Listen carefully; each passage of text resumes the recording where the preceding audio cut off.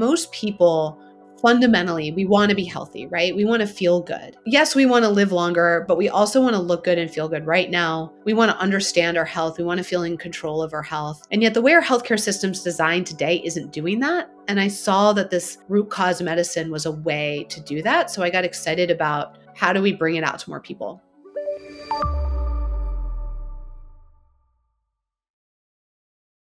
Welcome back, everybody, to the Dr. Drew Ramsey podcast. Here we are again working on our mental health, trying to get our mental fitness really in shape, given what we're up against in the modern world. And I have a wonderful physician, friend, leader in the wellness and functional medicine world, Robin Berzin, joining us today. Let me just tell you a little bit about Robin, then we're going to get right into all of our questions.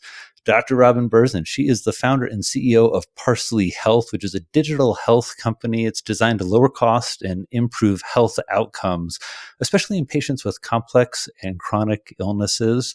And they're using root cause medicine. She's really been a leader in this field. Robin founded Parsley, and since then, she's seen about 85% of patients in her practice improve. She's one of the largest, and I think first national functional and integrative medicine clinic. And having watched her career really soar, it's just been an absolute treat to see her success. She attended medical school at Columbia University. She trained in internal medicine at Mount Sinai in New York City, and she has been recognized by the World Economic Forum as a tech pioneer. She's been praised by Fast Company. Her first book, Prescription of Happiness, was published by Simon Element, and it's available now. Robin, welcome to the podcast. What a treat to have you. Tell us a little bit, where are we finding you? How are you doing? It's such a treat to be here. I haven't seen you in a long time. Dr. Ramsey, for everyone listening, is one of the pioneers in this space of integrative and functional medicine, and always someone I looked up to when I was first getting started. So it's a treat for me to be here, coming to you from Brooklyn, New York. Wow. Well, thanks for saying that. Yeah, we have known each other for a while. I was just sharing as we were getting started about just remembering meeting you on stage way back in the day, and you thinking about digital health back when that was a new thing, and functional medicine back when that was a new thing. And it's just been a real treat to be your colleague and to know you. And so let's get right into it. And I want to start with you because you do so much, right? You're a CEO, a founder, an entrepreneur. You are also, like me, you're a clinician. You are seeing patients week in, week out.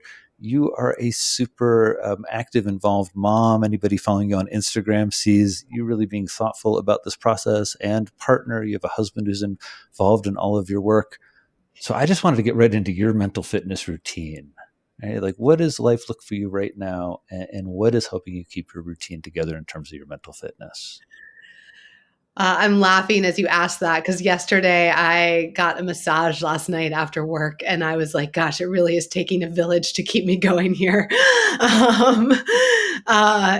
have to take care of my mental health and my physical health. And I've seen personally how much my physical health impacts my mental health. So when I feel good in my body, I feel good in my mind. And so that means for me, things like the foods that I eat, my sleep, my supplements, my alcohol intake or lack thereof, things like that really are how I keep it all going, or I don't.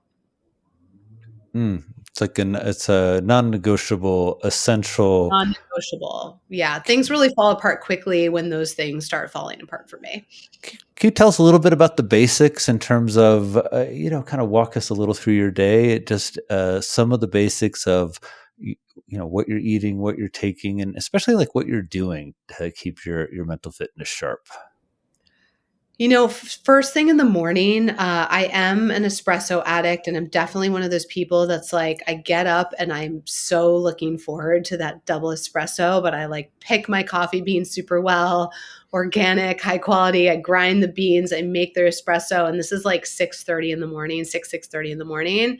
And I'm having that double espresso. I'm sipping it very slowly, and I'm meditating for 10 to 20 minutes. And I used to be one of those people who sort of, I don't know, maybe didn't take the whole like morning routine concept super seriously. Let's just say maybe my, Columbia MD hat scoffed at the value of the morning routine on some level. But the difference between when I start my day slowly like that, and I get that little meditation in, and my ability to focus, my ability to stay calm in stressful situations, my ability to stay energized, is really key. And oftentimes I come downstairs, by the way, and my oldest, I have 3 kids, 7, 4, and 2.5. And my oldest, who's 7, is usually up before me. He's like in the living room reading a book, but we've like worked together. He'll sit there and read his book. Or this morning he wanted to make some pancakes. I was cool with that.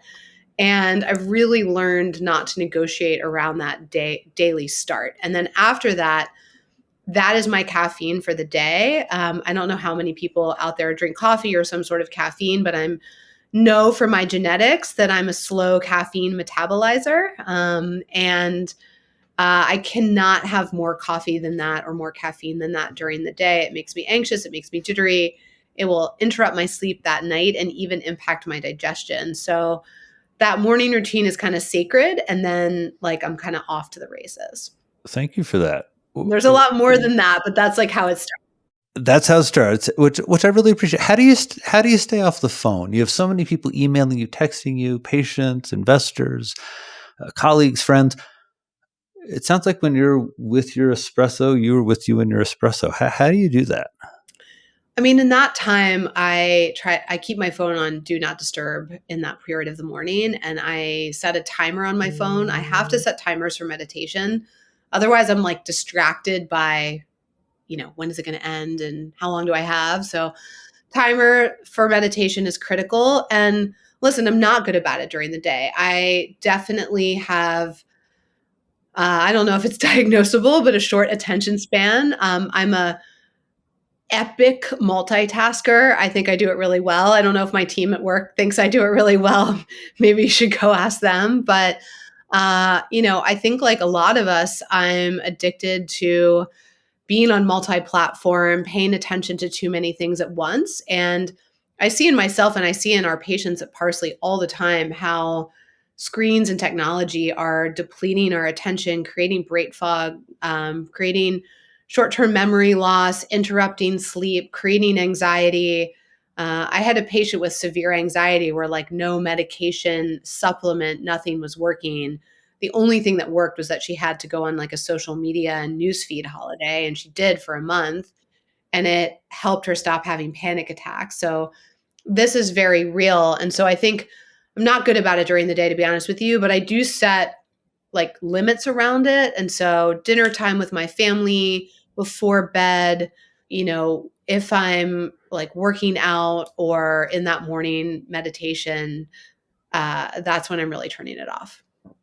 What about you? What do you do with your phone? I'm so curious. You're the brain and mood health expert. Like, Yeah. Well, thanks for asking. Probably catching me a little bit of a strange time, probably with my phone, where I'm really aware of, as you use the word addiction, a kind of a habituation to being on many platforms.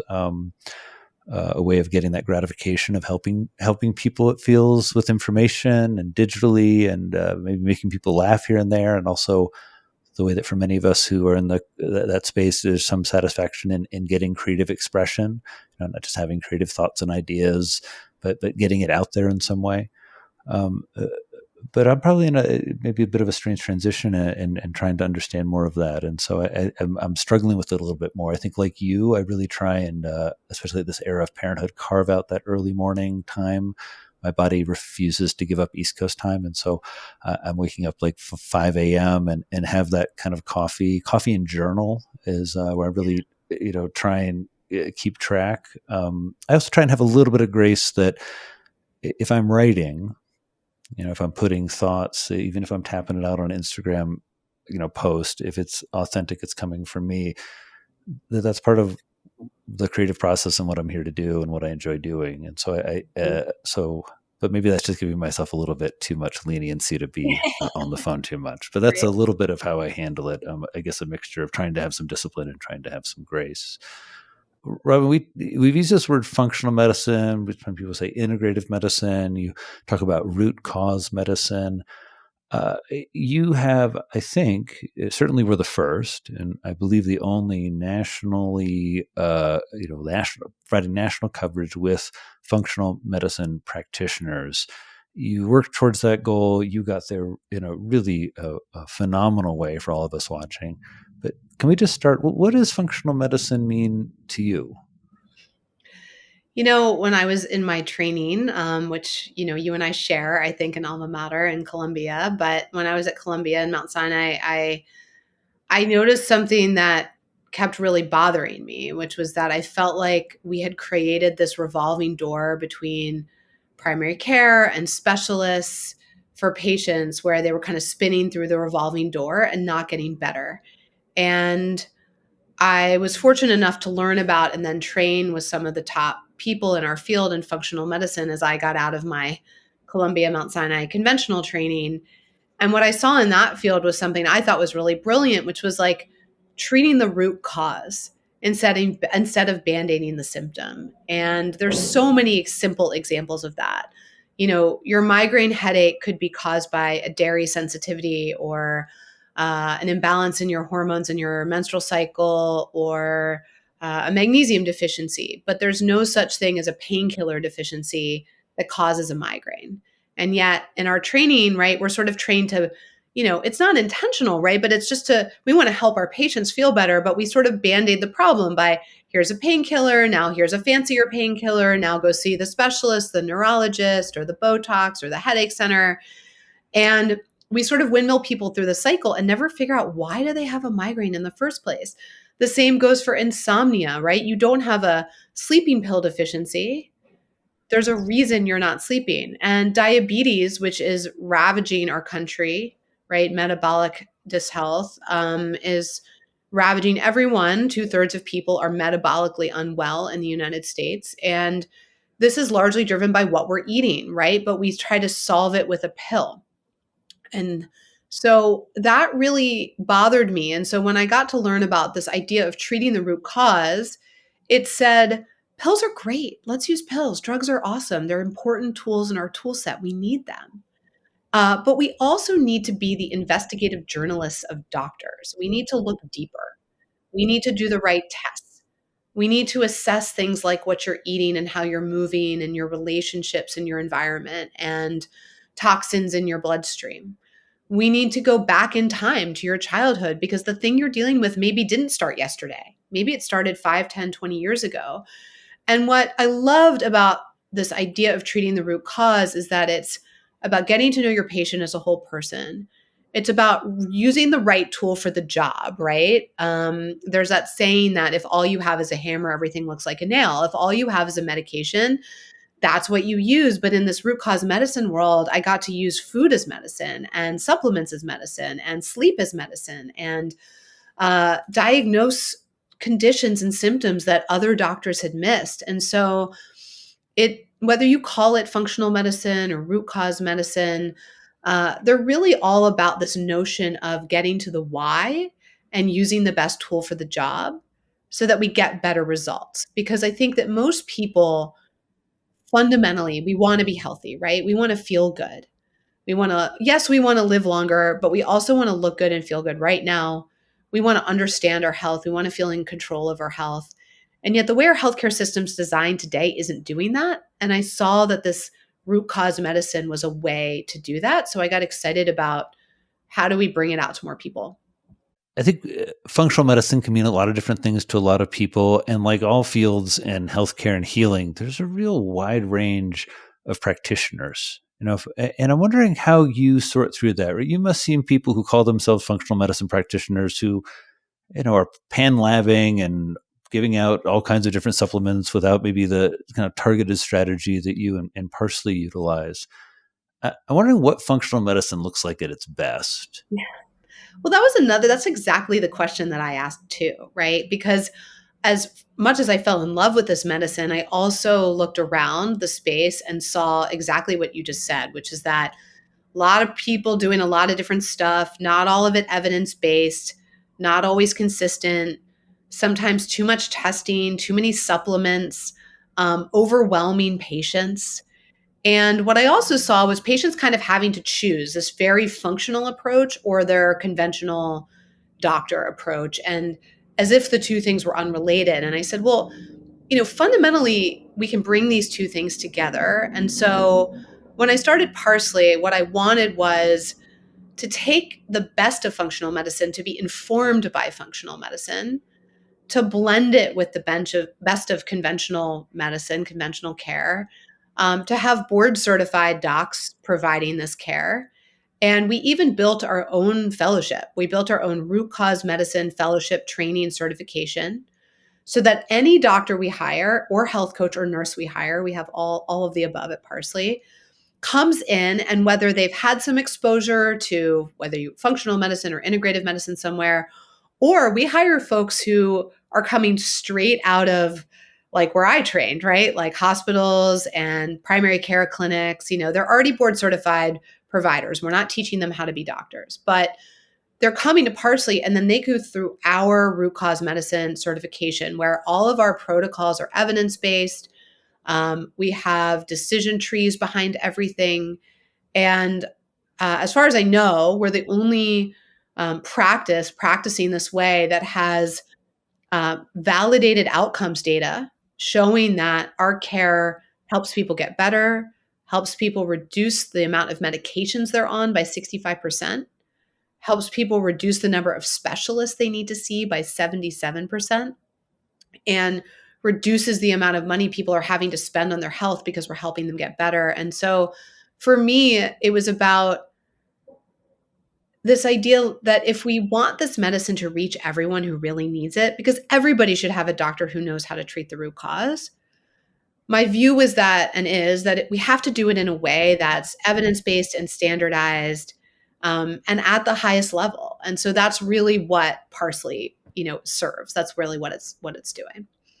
Thank you for that. It's a great explanation, and I hope everybody listens really appreciates what Robin and her team have created, because figuring out who to trust in this space is one of the challenges that people have. And Robin, I wonder if you can share with us a little bit, how do you go through that? Even I have sometimes I see a new influencer, or I hear someone say something that gets my hackles up. They come after kale, or I don't know, and then I wonder, oh, maybe this is something I don't know about.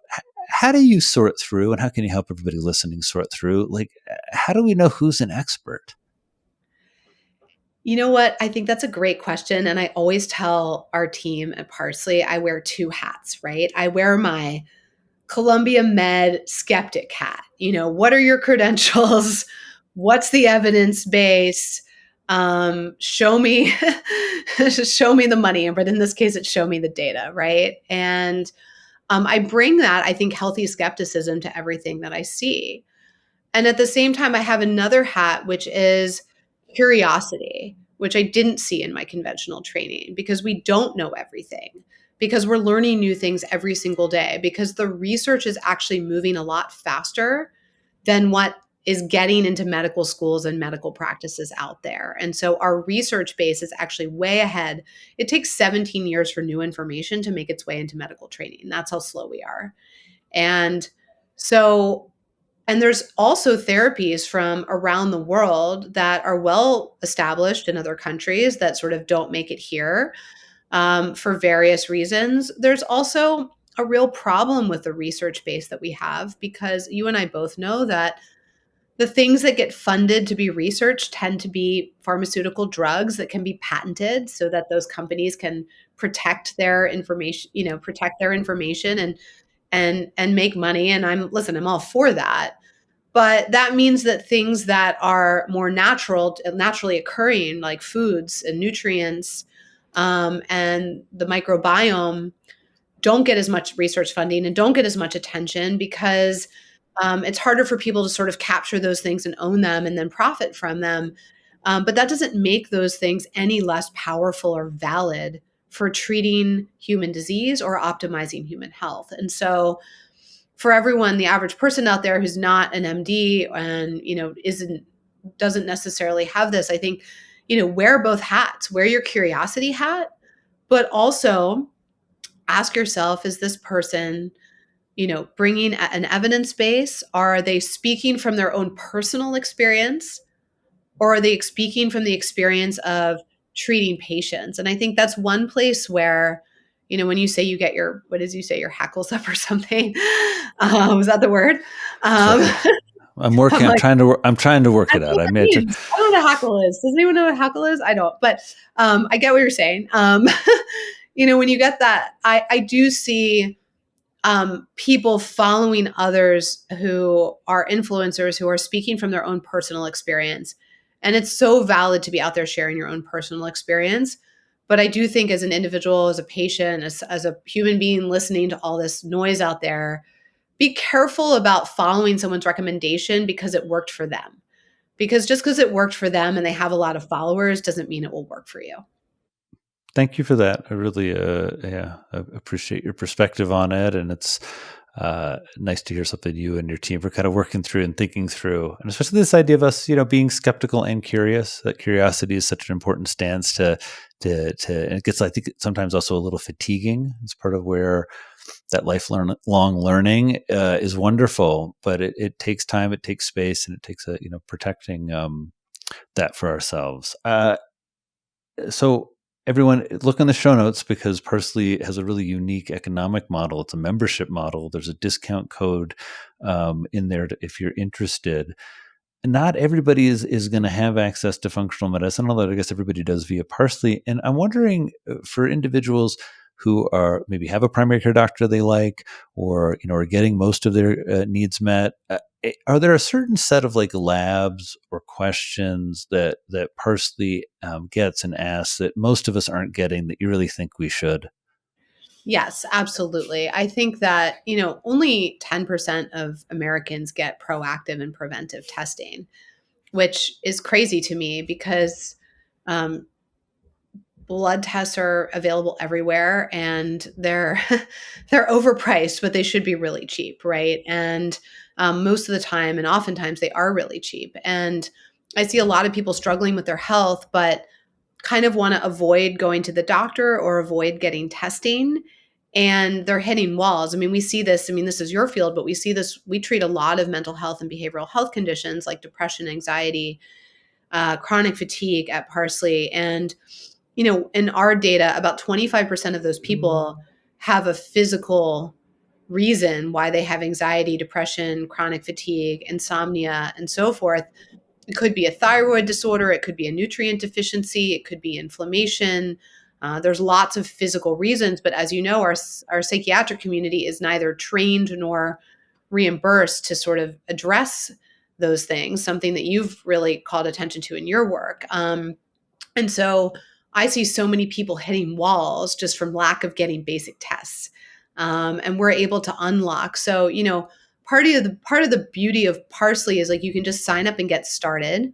You can see us. We're available in 50 states. We're online, and you can work with a board certified doctor who's also trained in our root cause medicine certification and part of our team. All of our providers are part of our team. We all work together. It's an amazingly collaborative practice. It's incredible how much we support each other in delivering great care.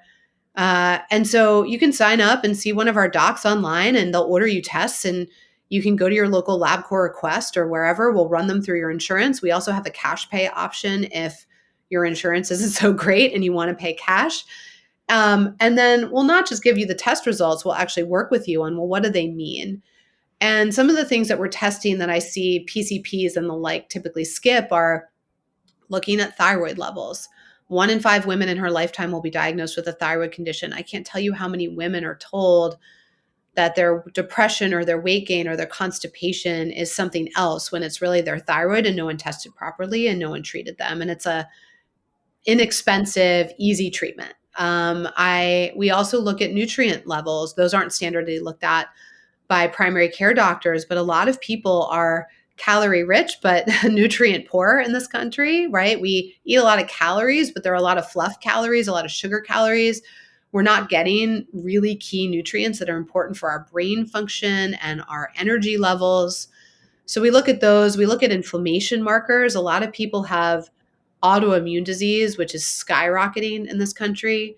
And it takes on the average 5 to 7 years to get diagnosed with autoimmune. We look at some critical markers like ESR and hsCRP really early and immediately in our process, because our goal is not to overtest, not to test so many things that you're just sort of drowning in information, but we test about 70 to 100 analytes in our initial set of testing. It's called the Parsley baseline.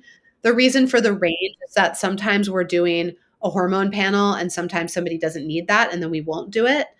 And then we do that full set of functional labs, functional baseline labs, sort of right out of the gate. And that data alone, you could work with one of our docs for a little while and take that data to your other doctors and the learnings of what you found. And it might even empower your other doctor to give you better care, because our doctors are trained to do those tests and also to interpret them and to help you understand what they mean. Thanks for the explaining a little bit about the process, and also just sharing some of the labs that everyone probably can have access to. You make a great point about lab testing. I think I'm guilty of that. I haven't gotten annual labs recently. I found myself trying to schedule a doctor's appointment when I saw you were going to be on the podcast this week. So I think it's a good reminder for everybody listening. Well, look, if you haven't had your B12 tested, you're over 50, like I suddenly became recently.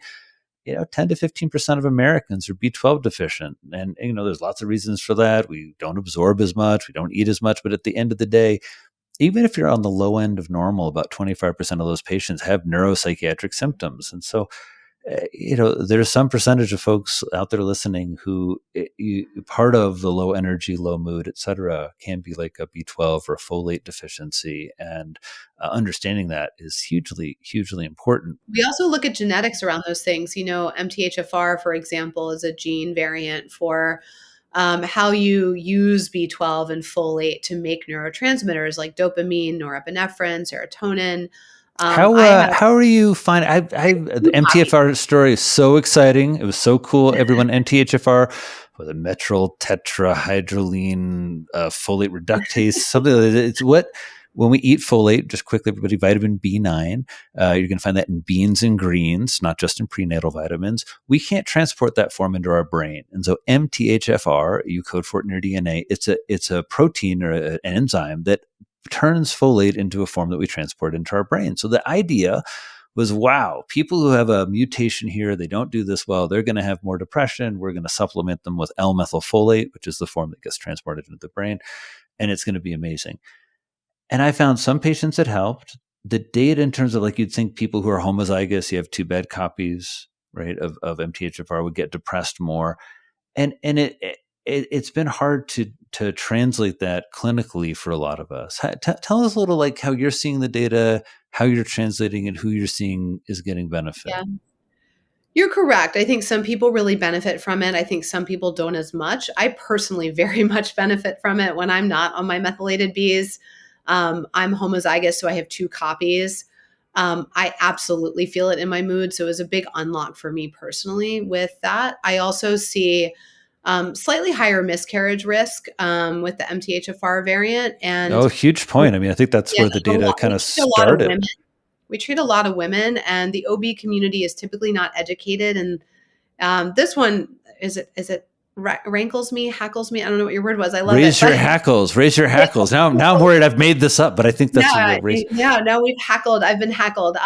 But I see a lot of OBs recommending prenatals that have dyes and sugars that have folic acid in them. Folic acid is not the right form of folate to be taking if you're pregnant, and that aren't educated on this variant. And so what I generally see with methylated B vitamins, methylated B12, which is methylcobalamin, 5-MTHF, which is the methylated version of B9, is that for most people, with a few exceptions, it can't hurt and can very much help.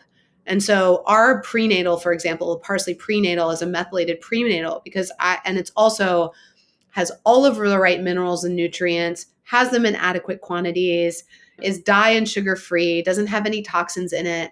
And, not all prenatals are created equal. And yet our medical community is often trained actually to say that supplements are sort of bunk, and to sort of treat them as if they're either superfluous or sort of not to be taken seriously. And that's a real problem when supplement quality actually matters. There's great data showing that vitamin D3 during pregnancy impacts your baby's tooth health, your dental health long term. I would say the omega-3 fat data that, omega-3 fat stores I heard from Michael Crawford at the International Nutrition for Society, Nutritional Psychiatry Research. Michael Crawford's kind of one of the real big researchers in the omega-3 world, one of the I think, kind of first. Mhm. And he was talking that really in the year to 6 months before conception, raising DHA stores was really critical. And there's all this clear data in terms of cognitive outcomes long term for women who have better omega-3 status or eat more fish during pregnancy. So, And yeah. our prenatal also has a DHA paired with it, which most prenatals don't for that reason. And I also see that, omega-3 is the way that the ways that they impact mood. And I also see a lot of women who breastfeed. Remember, babies kind of, I joke, babies sucking the life out of you, but babies taking your omega-3 stores while you're pregnant and then subsequently if you're breastfeeding. And so it's one of the areas where I see women really depleted after kids, and especially if they, like me, kind of go from baby one to baby two to baby three, which is all to say that I do see the impact of MTHFR and methylated B vitamins in our practice. I do see the impact of vitamin D and omega-3s and probiotics. But I think that these supplements have to be used by practitioners like ours and like you who are educated in them, and not just willy-nilly, right? You can just take a bunch of supplements and have it be a total waste. But you can also take some supplements and have them be really powerful for your health and well-being. I also think this notion you're talking about working with a clinician, that it's not just this kind of same thing for everybody. I was thinking when you were saying earlier that, conventional medicine, we kind of are taught to poo-poo supplements, except for the multivitamin and the prenatal vitamin. Those were taught are like an insurance policy and a miracle. I know. I'm like, you don't get it both ways. I always laugh that, I was sort of conventionally trained to say that supplements were both worthless and dangerous. And I was like, how can they be both at the same time? Like so powerful and yet totally useless. Um, Most supplements are not dangerous, although they can be if they're bad sourcing. A lot of supplements are useless. And unfortunately, a lot of the supplements on the shelves of the grocery store and the pharmacy are useless. But some supplements can be really powerful tools. And that's what I love about this medicine is that I get to know that. And then I get to help my patients with tools that are prescription drugs, but I also get to help them with tools and I don't really usually call them supplements. I call them nutraceuticals because they're powerful tools in my arsenal to help somebody reach their health goals. You kind of put them in a category with, in some ways, like there's nutraceuticals, there's pharmaceuticals, there's lifestyle interventions, these kind of big buckets that have evidence behind them that they can help. And I also like the point you make, in the right hands. I find this happen with psychotherapy. Where people, oh, I tried psychotherapy. Yeah, it didn't work. And so, well, tell me about it. Say, yeah, I went in once. That's not trying psychotherapy. That's having a crappy eval. That happens a lot. Trying and really engaging in the psychotherapeutic process, it takes a while, and it takes a skilled clinician. And I think supplements, I should probably ease up on my contrarian attitude that in the right hands, very, very helpful, especially for certain situations where chronic illness is involved. Uh, I wanted to hear a little bit about your mental health role models, just as you were talking about. It's not just you had 3 kids in rapid succession. You did that while you're launching the first national functional medicine clinical entity. So, it's a whole lot at once. And I'm wondering who you kind of look up to, or who you get some support from. Do you have a great set of mentors? Do you have recommendations for us on, again, along with the mental fitness we talked about, who helps you keep this together? I'm like, everything you just said is probably why I'm so crazy.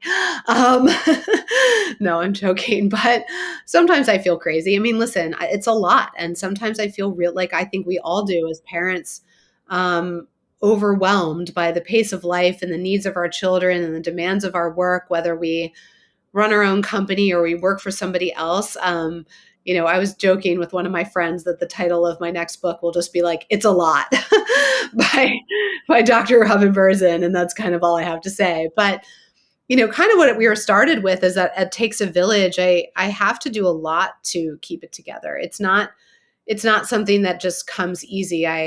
I take my methylated B vitamins, which are in the form of my Parsley Daily Dose multivitamin and my magnesium glycinate that helps me sleep more deeply because I'm a little bit of a nervous Nelly, as they say, and I'll have an interrupted sleep. I also have a really deep spiritual practice. Meditation has been a huge part of my life since medical school, and I feel lucky every day that I found yoga and meditation really early in my 20s because I think that I'm someone who can be really intense and work obsessed and prone to anxiety and overthink. And if I hadn't found these practices sort of relatively early in my adult life, which I didn't grow up with at all, by the way, they weren't part of my, like most of us, they weren't part of the culture, the zeitgeist. I think they are more so now. I teach my kids to meditate and breathe all the time. But for me, spirituality and a connection to the universe, the connection to an energy beyond ourselves, my ability to use my meditation practice to find clarity and kind of detach myself from so much of the noise and energy of other people, my work, even my kids, right? There's so much pulling at us all the time. And so I use this practice to kind of clear my space. And I do that every day. And I think it really has been the reason that I'm able to kind of keep functioning. For people who don't have much of a spiritual practice or are struggling with that in some way, maybe they had something more when they were younger or come from a spiritual practice or a family of origin that maybe they're shifting in their beliefs. Do you have some advice? Like, how do people deepen or maybe even just get started? Yeah. Um, some people I think in a great way have a religious upbringing, and I think that prayer is sort of a great spiritual practice. And so if you're connected to religion in a way that's meaningful for you, that gives you community, that gives you prayer, that makes you feel connected, that's awesome. For me, like many people, kind of lost that along the way. And so I really found it initially through practicing yoga. It was something that helped me slow down and connect to my body. I think if I hadn't done that, it would have been really hard for me. I'm kind of a go, go, go person. I don't like to sit.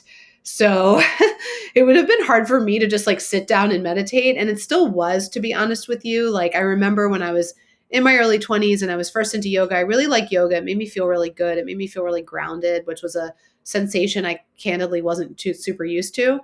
I was pretty much living in my head all the time, and it kind of brought me back to earth.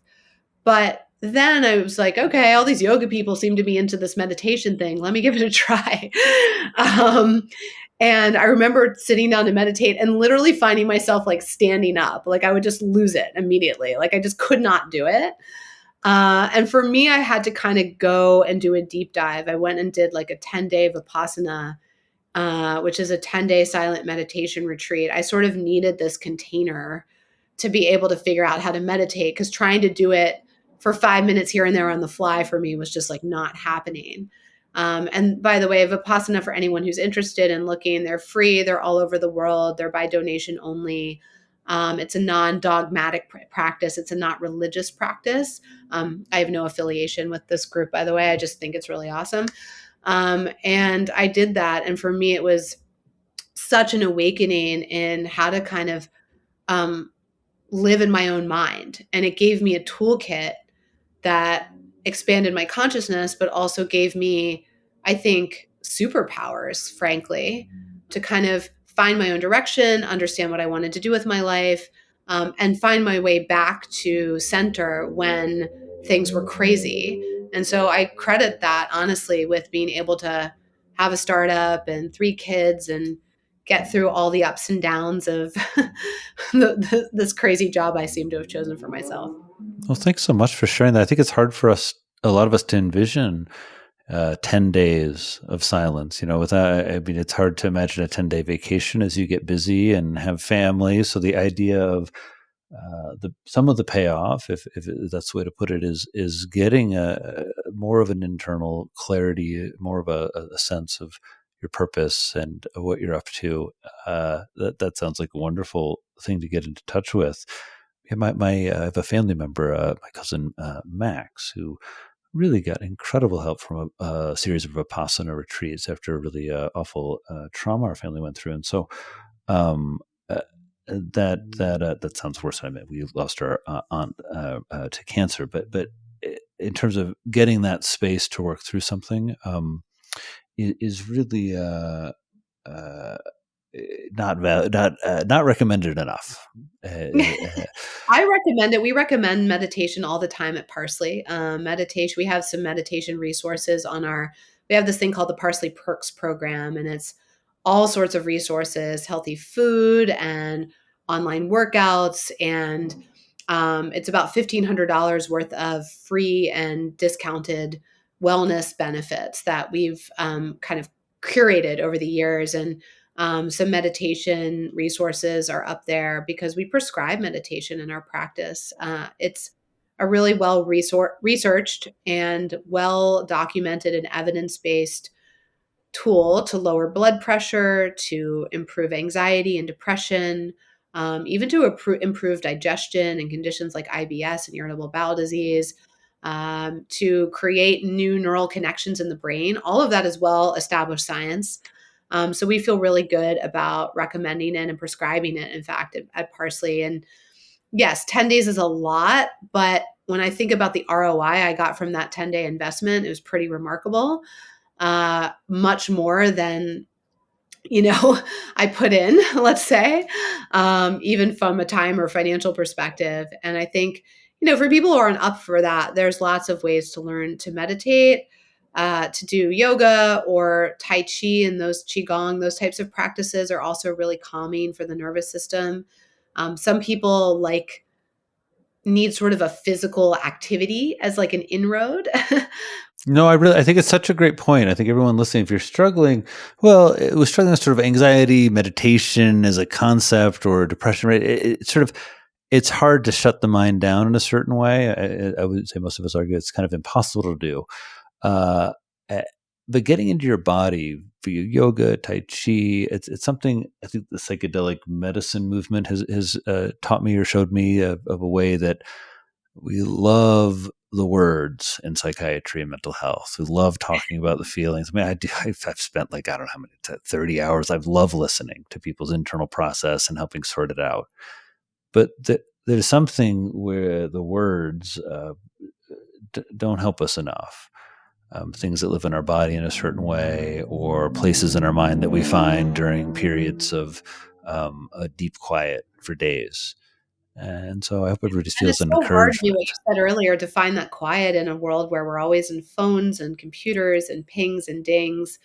I think that we're perennially distracted from ourselves in a way that's becoming almost psychologically toxic. Oh, And I think it is psychologically toxic at this point. We just yeah, turned in the draft for Healing the Modern Brain, my next book coming out, and it really talks about this necessity we have now to build mental fitness, that it's non-negotiable. You cannot achieve mental health in our modern society confronted with the phone, confronted with all of the nutritional things we've talked a little bit about, confronted with this level of stress.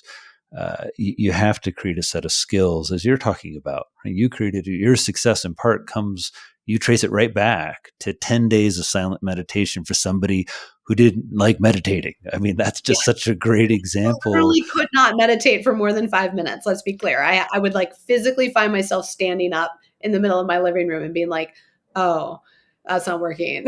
Well, and it shows also for some of these things, I think for some of these skills, learning them outside of your current environment is a real trick I've seen a lot of patients employ. That happened to me getting trained in the ketamine assisted psychotherapy, leaving my home environment, not having responsibilities of parenting or partnering or patience. It was just absolutely essential to create enough space to learn something and understand something that's very different from how I usually practice. And so, whether it's a retreat model or whether it's carving out something in your schedule consistently, it's every Thursday you're going to go to meditation group. Really prioritizing getting more into those types of experiences for your mind, I think just absolutely critical today. All right, sounds like I'm my high horse, but y'all need more mental fitness. But I guess you knew that. Rob, just a couple more questions, and these are a little bit targeted because I've been thinking about them. I'd love to hear what you're seeing in terms of psychedelic medicine, what's happening, how it's influencing primary care, and how primary care is viewing mental health these days, and particularly how functional medicine is viewing it. I think that psychedelic medicine is a new frontier for mental health. And I think it's awesome that it's here and it's being researched by MAPS and NYU and Johns Hopkins. It's sort of like finally, and I think, um, again, in the right hands with certified and educated providers like yourself, psychedelics medicines, they're a tool, not a cure. And so for people out there who are thinking about them, just like anything, the psychedelics in themselves aren't the thing. It's the therapy and the work that you do with the information that you get from psychedelics. But I had a patient this week who had a severe lifelong anorexia. She's been my patient for a long time, and has been stuck in her life in a really, very severe way. And psychedelics this past year for her helped her remember some pretty horrible trauma that has unlocked her understanding of why she is the way she is and what she's dealing with, that she didn't get from years and years of therapy and medication and other things. So I'm seeing it play out. And I think the nice thing about the functional root cause medicine world is that we're open, like I said earlier, to the best tool for the job.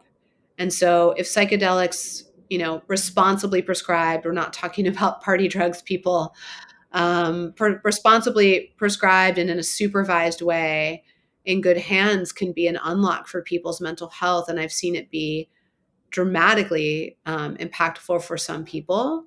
For others, it's not a thing, right? I don't think it's a cure all. I don't think everyone needs it or benefits from it necessarily. But I think that, the psilocybin MDMA protocols are probably going to win and are, once they're, more widely used, I think they have huge amounts of promise. I hope MDMA gets cleared this year as it's expected to. And obviously, ketamine, I typically see have the biggest impact for people with major depression or sort of intractable depression versus other things. But ketamine also seems to have really powerful implications for a certain subset of patients too. Yeah, it's interesting right now. It's really where we're recording in 2024. Currently, the only legal psychedelic in most states, and I think a lot of people misunderstand ketamine. It's just variable dosing, different routes of administration. You certainly can achieve a very powerful, brief psychedelic state. It's also, as people know it, it seems a horse tranquilizer the most, which it's always surprised me. It's like, there aren't any other veterinary drugs I think most of us can name, right? And how it got this reputation. And of course, it's also known as a drug of abuse. But as you said, in the right hands, it can provide a psychedelic experience. I think one of the advantages is you don't have to stop your other psychiatric medications. It's really challenging for those of us, who are trained conventionally and treat a lot of patients with medications and psychotherapy, where some of these compounds with a lot of promise also require that people stop traditional medicines, which sometimes aren't helping, but sometimes they're helping something. And so it's ketamine. I think about it as a nice introduction to understand something, whether you as an individual can use this process to accelerate and deepen psychotherapy. I also, as I always like to point out, Robin, I've been sitting in a non-ordinary state of consciousness for over 20 years with my patients with no substances on board, because sitting in a quiet, safe room, getting to know one another, and then having a very unique conversation, it is not an ordinary state of consciousness. It is delightful and ineffable, and you lose track of time and space. All of the archetypal or all of the descriptive words around psychedelic experience, I think you can also apply to a really good psychotherapy session. So, thank you for all your thoughts on that. And um, Robin, something that feels like we've missed, and I just you as having your interest in women's health and primary care, and something I feel guilty about, I feel I've done a bad job with, is managing perimenopause. that now having had a number of patients go through perimenopause and menopause and sitting with them weekly, it's really taught me a lot about identifying it and being more supportive and understanding around some of the symptoms and some of the presentations for women. Can you tell us a little about your perspective on perimenopause, menopause, what has changed, what women should be looking out for? Yeah, I think that first of all, perimenopause and menopause is an era, not a condition.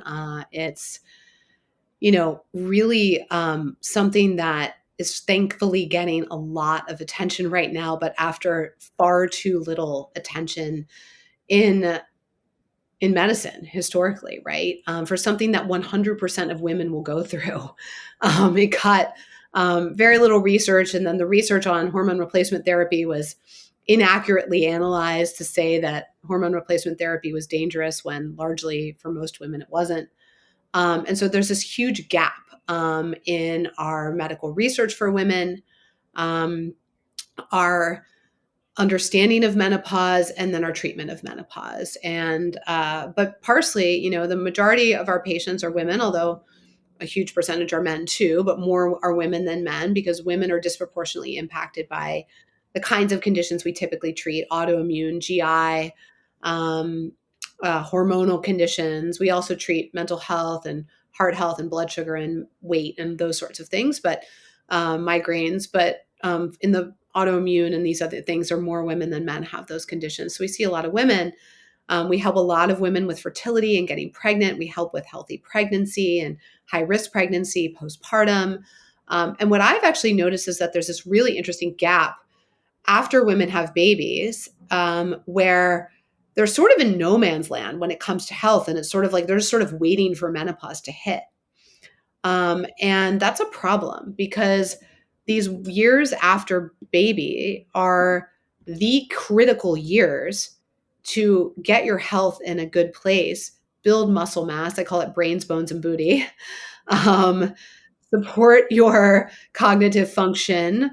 Um, get your metabolism in check, and prepare yourself essentially for a long, healthy life. And if you do those things, if you get inflammation under control, if you build lean muscle mass and support your metabolic health, if you get on the right diet, if you do weight training, which supports cognitive function, if you get some of these key supplements like our omega 3s, if you fill the gas back in the tank that your babies took out of you, you can actually have a much less symptomatic menopause. But no one tells women that. And so they stay in this no man's land. They hit menopause, which is again an era, not a condition. 45 to 55 from perimenopause to menopause. Average age of going through menopause is 51. And at Parsley, we treat that very holistically. So we're addressing, yes, we prescribe hormone replacement therapy appropriately, safely, early, but we also are prescribing um, food as medicine. And we're getting people building up their lean muscle mass and then we're getting people and women building up their bones. Because once you lose your estrogen, right, that's when your bones start to go. So premenopause is when you start to need to build them up. So it's been fun to see this era get more attention recently. Yeah, it's been a really I think gratifying, also a great example of where science evolves, and that where something that seems so ironclad, hormone replacement therapy increases the cancer risk, and then in a reanalysis, I think it was at the Women's Health Initiative, really radically changing treatment protocols, really over the last 5 years or so, and um, so. Robin, it's a treat to get to speak with you. Everybody, thank you so much for all of your time and attention. You can learn more about Robin and her practice, Parsley Health, online on their sites. We'll have all of that in the show notes. If you're interested in exploring Robin's group and practice, she's been generous and offered a discount code, Ramsey, that's up in the show notes, so you can check that out. Robin, I feel so badly as an author. We failed to mention your book. Before we go, tell everybody about your book. There's so much to ask you about. You've done so much. I was looking The for book my is called copy. Prescription for Happiness. It's all about how to eat, move, supplement, and take care of your body for peak mental health. It's all about that connection between the things that happen physically that are unlocks for our mental health.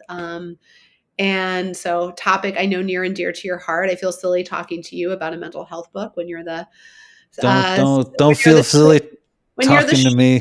room, and I'm not. But we treat so many of the physical and organic drivers of mental health at Parsley, and we help people really optimize their mental health. So I sort of put it all down in a book, and I hope that people check out the book. It's by Amazon, etc., everywhere books are sold. Join us at parsleyhealth.com. There's a great newsletter that comes out every week that's got a lot of this kind of information. I also personally have a newsletter at robinberzinmd.com, where I deep dive a little bit more on kind of what I'm doing in my own health and life based on what I've learned after all these years and treating It's a great. 40,000. I recommend them both. I really recommend Robin's newsletter, especially if you're middle aged like me, because she's very frank. No, I'm serious. It really, like, I was worried. I was thinking about, oh my gosh, I get one of these preventative scans. I open up my phone. There's Robin's newsletter talking about a preventative scan, talking about, I think you found a My little MRI, cyst in everybody, it. my full body MRI. Yeah. Yeah, and you shared it because we're all worried. Oh, I'm going to find this. And you said, yeah, and I found a little cyst. This is what we're doing. This is how I'm working it up. Same thing with your LDL, right? Where unlike, I think, some of the bad actors, let's say, in the wellness world, where they don't want us to think about cholesterol at all. You had this great post of, hey, I'm a functional medicine doc, and this is a vital piece of information. These are my lipids. This is what I'm doing. This is what I'm thinking. So anyway, Thanks for thank you for reading that. No, it's just great. I think it's great. As I said, everybody sign up for both of them, but particularly it's very helpful and as to feel some partnership as you're walking through this from a real expert like Robin. Everybody, here we are. We've gotten a wonderful session again to think about mental health and mental fitness, to sort out some of the questions we all have about functional medicine and root cause medicine, and to learn more from just a real wonderful innovator and real special person in the space. There are not a lot of people who are walking the talk, seeing patients every day, who are leading a national team, who are thinking about conventional and functional medicine and digital medicine, and all they all get mixed up in a way that decreases costs and helps us achieve better health. Robin Berzin, what a treat to be your friend and colleague. It's great to treat patients with you. Go out into your weekend, and thank you so much. Can you leave us with like a final word of encouragement as we march out into our next days? Oh my gosh. Live your healthy experiment. Like don't get too in your head about it. All of us can improve our health in small and sometimes really, really big ways. And I think people get intimidated by health. And I just encourage everyone to bring some enthusiasm and excitement and, a little levity to it and get excited about living the experiment. Thank you so much for having me on today, though. It's great to see you, and it's great to be on your podcast. So thanks for having me. Thanks, Robin. Well, hey, brains, bones, and booty. Until I see you next time, take care of yourself. Everybody, have a great one. See you soon.